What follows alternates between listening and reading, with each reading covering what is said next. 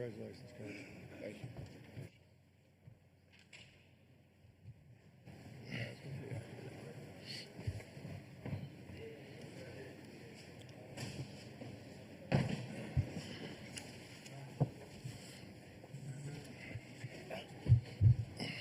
Okay, we are joined by the Midwest Regional Champion Houston, and we will ask Coach Sampson for an opening comments, and then we'll take questions for anybody up here in the dais. So, Coach? Yeah, first of all, congratulations to Rick and University of Tennessee. Making the Elite Eight is awesome. It's an amazing, amazing accomplishment. And you work on this side of the table of coaching a team when they get to summer school in June all the way through today. I know what it's like. I know the heartbreak and the tears that's going on in that locker room, but they had an awesome, awesome season, and they're coached by a Hall of Famer in every sense. So congratulations to Tennessee on a great year. Really proud of our kids. We play in a tough conference.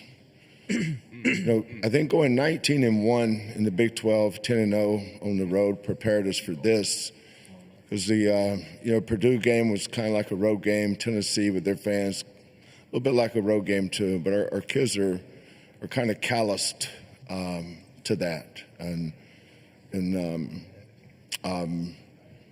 so kudos to them. Really proud of this bunch. I think the reason why we've been so good over the years is we've developed a great culture that our seniors adopt, and make sure that our young kids and new kids buy into it. We're kind of a homegrown program, and we bring kids in as freshmen.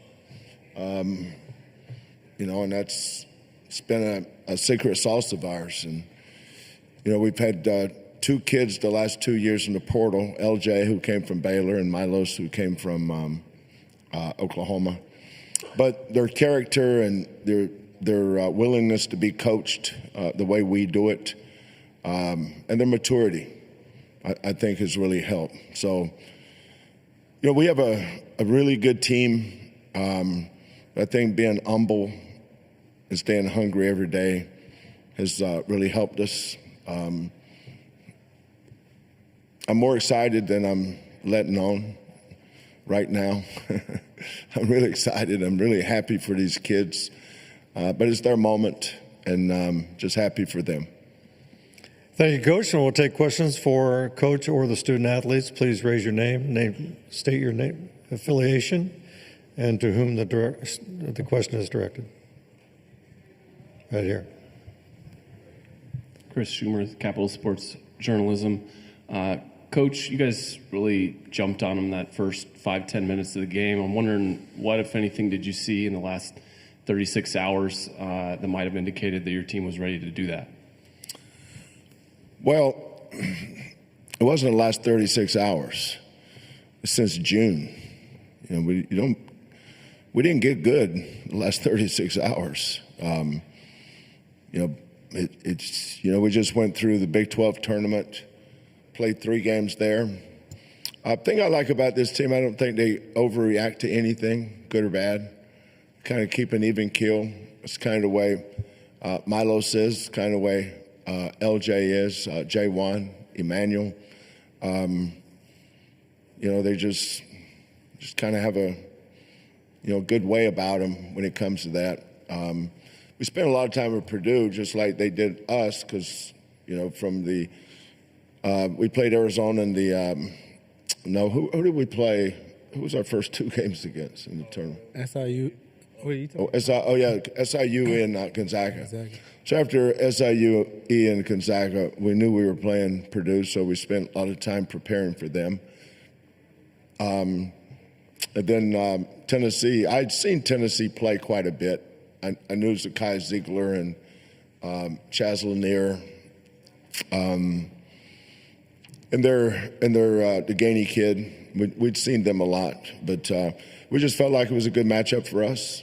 Our defense and our rebounding I thought Terrence Arsenault coming off the bench early when J1 got his second foul allowed me to leave J1 over there so he could be ready the second half. But the strength of our team has always been our team.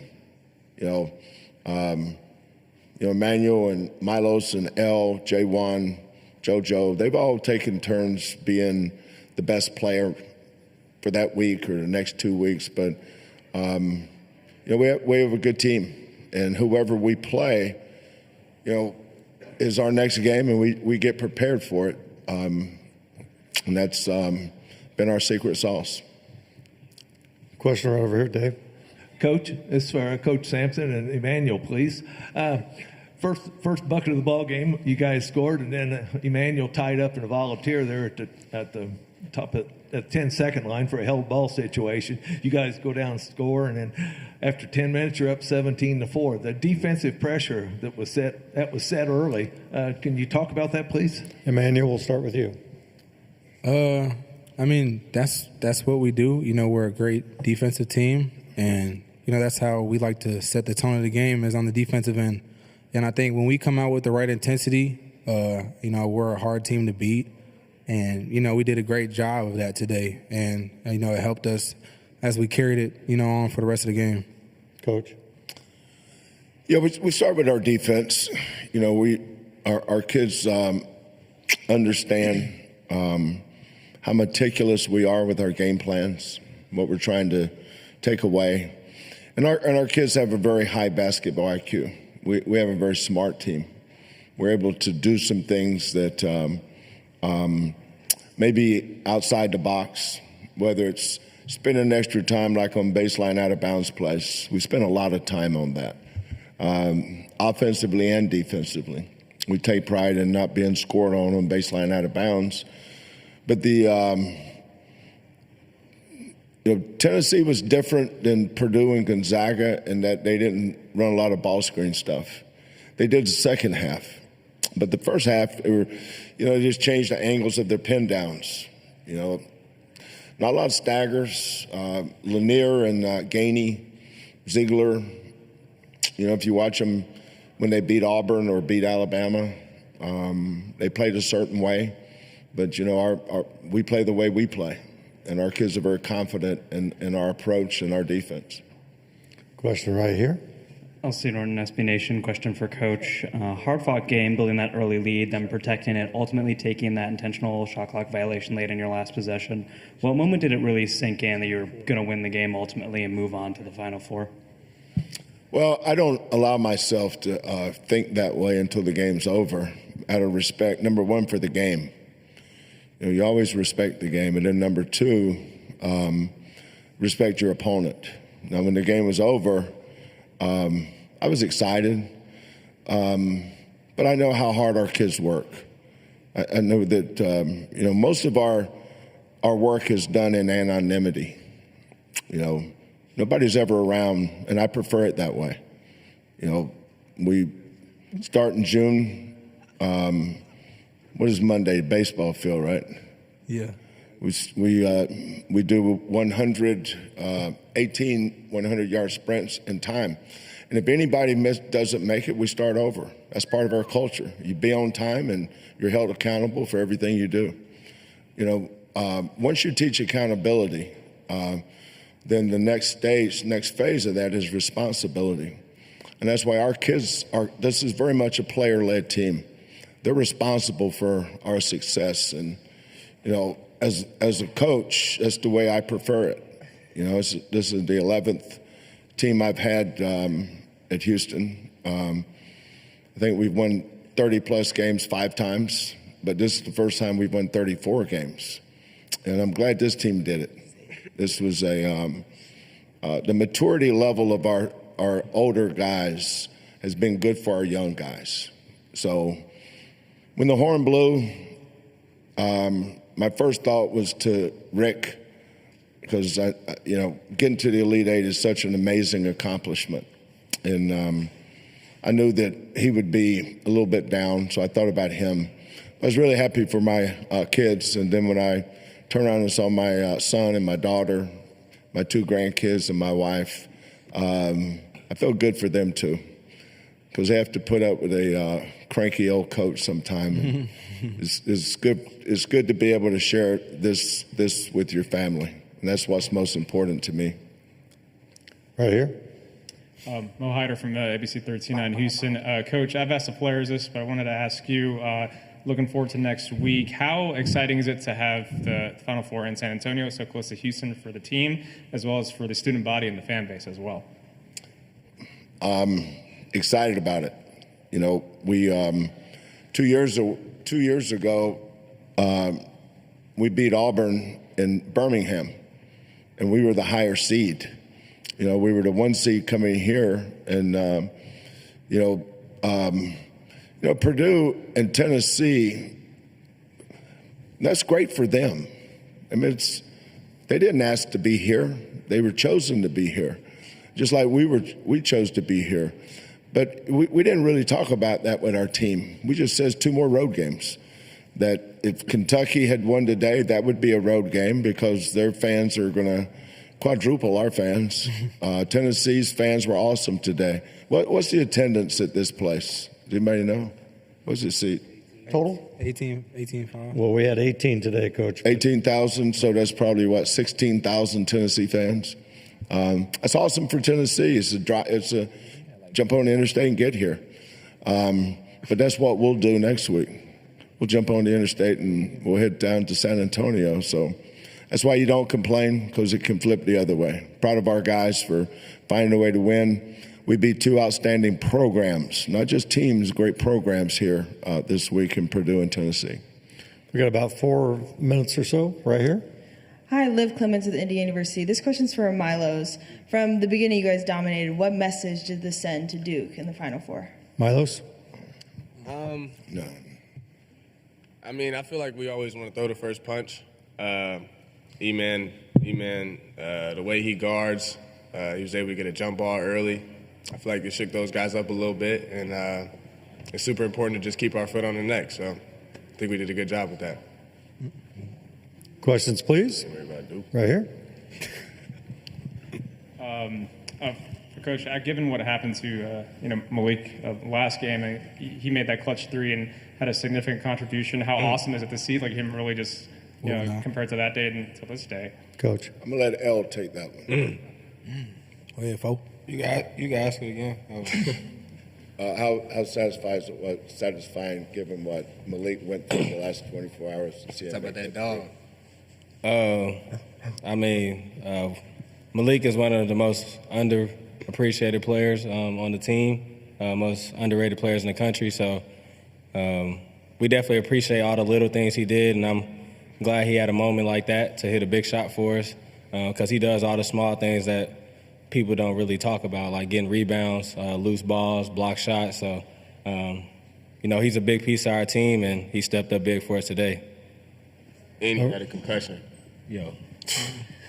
Dave Reinhardt, WCBK Sports. Coach, about 6 minutes ago, the score got to be about 11 points, and then 5 threes fell in a row for you guys. Boy, let's talk about that run right there at the end of the ball game. Yeah, I've seen that many times from our group. Home and away.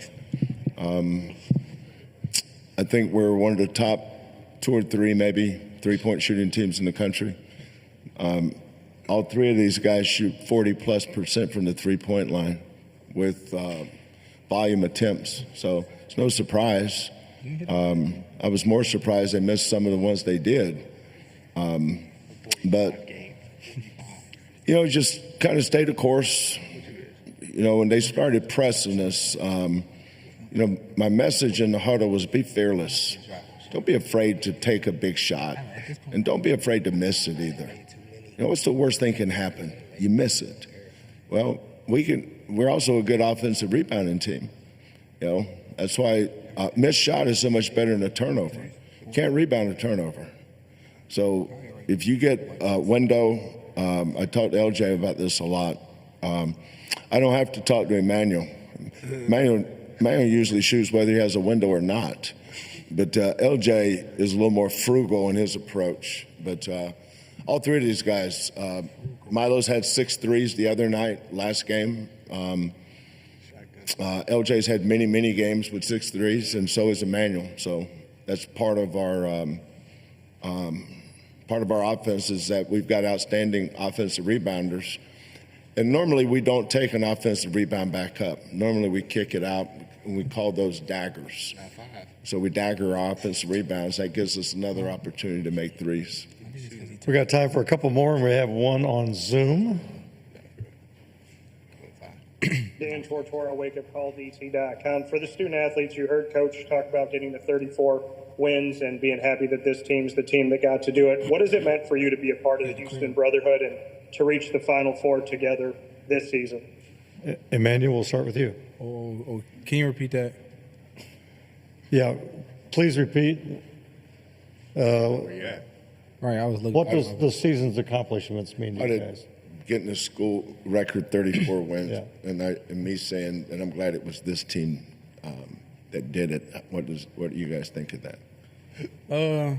I mean, it's a good feeling. Just knowing what we've been through this season. We went through some struggles in the beginning, and a lot of people doubted us. But we got back in the gym, watched a lot of film, cracked down on the little things that we had to get better, and we fixed them. And we improved ever since then. And ending up where we are now is great. With the players that we have on this team, it's just we've come a long way, and it's a great feeling. Milos?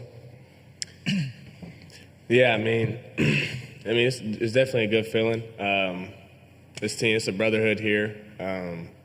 I love lacing up next to E and L every day. So I mean, it's definitely it's big time for sure. LJ?